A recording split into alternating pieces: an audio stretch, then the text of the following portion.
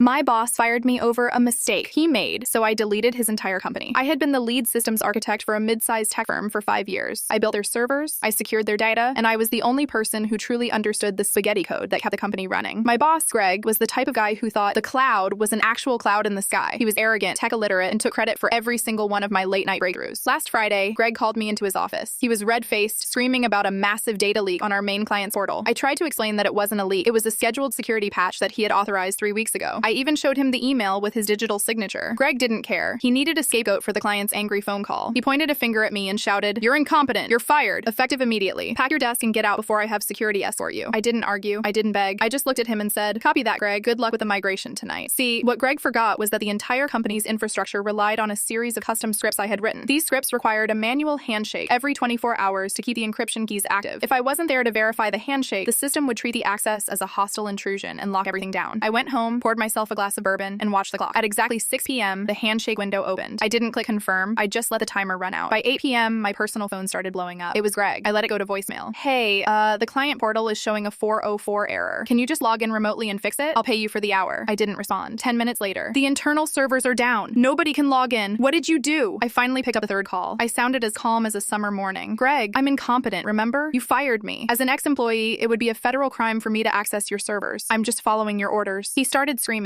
offering me my job back with a 10% raise. I told him my new consulting fee was $500 an hour, with a 40-hour minimum retainer paid up front. He hung up on me. By Monday morning, the company was hemorrhaging money. They couldn't process orders, they couldn't access payroll, and their biggest client was threatening a massive lawsuit. The board of directors found out Greg had fired the only person who could fix it. They fired him on the spot. The new CEO called me that afternoon. He didn't just offer me my job back. He offered me Greg's old position, a 50% salary increase, and a formal written apology. I took the deal. My first act as the new VP of operations, I deleted Greg's access to the building and sent his final paycheck via snail mail. It felt better than any bonus ever could.